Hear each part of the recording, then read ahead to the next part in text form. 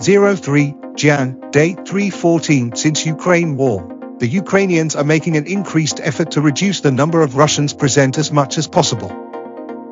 It is worth noting that the Russians have been sending a significant number of troops through Berdyansk to Tokmak and Melitopol. There have been numerous strikes near Tokmak, and now it is the turn of those who are heading towards Melitopol. It is interesting to note that a significant increase in the concentration of forces has been observed near the Dnipro River, specifically in the Chulakivka and Fedorivka areas.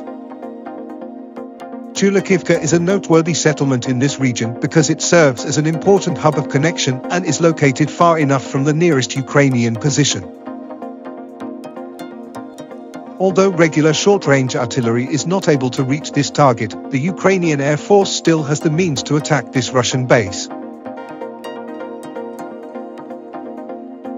According to a report from the Ukrainian General Staff, as a result of a Ukrainian precision strike on a Russian target near this village, approximately 500 Russian casualties were sustained. Many of the killed soldiers were recently mobilized.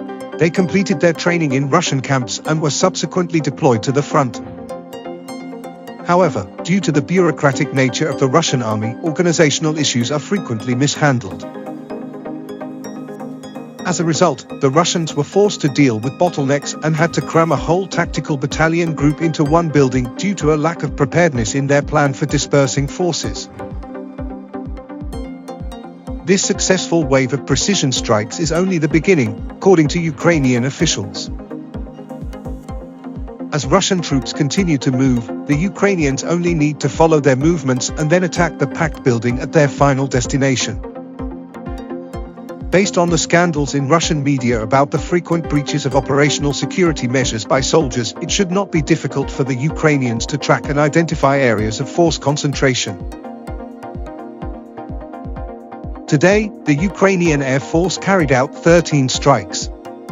These strikes targeted not only concentrations of forces, but also command posts and ammunition depots. One of the most successful strikes is expected to have occurred in Fedorivka. Information about Russian losses in this area is still being determined. The Russians have also started targeting Ukrainian objects. There was a report of a large explosion in Druzhkivka today. In this case, the Russians targeted a closed ice skating rink that the Ukrainians were using as a storage facility for ammunition and equipment. A video of firemen extinguishing the fire inside the storage facility was released soon after the explosion occurred.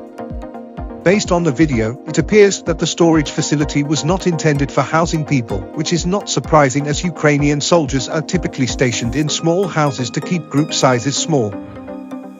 There was also no evidence of secondary detonations, so it was likely not an ammunition depot. Therefore, it is highly likely that the storage facility was being used to hide equipment such as drones, cars, or artillery. Another explosion was reported in Kramatorsk. Information about this particular strike is limited at this time, but we know that Kramatorsk is a major military hub in the region with numerous industrial zones. It is likely that the target of the attack was Ukrainian artillery systems that have been causing significant problems for the Russians recently.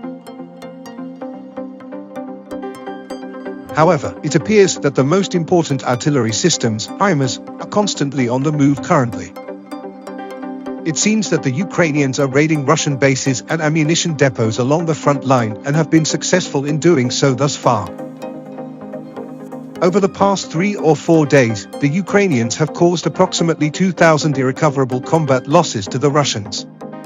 If Ukrainian officials are correct and this trend continues, the Russians will have to mobilize another wave of troops soon. The Estonian Ministry of Defense commented on the potential of the Russian soldiers in the next wave of mobilization. They stated that their quality would be even lower than that of the first wave. This conclusion is not surprising because Russia does not have unlimited resources and is unable to provide its troops with all the necessary supplies at this stage. According to Ukrainian intelligence, the poorly equipped newly mobilized soldiers are being used as cannon fodder by the professional forces standing behind them.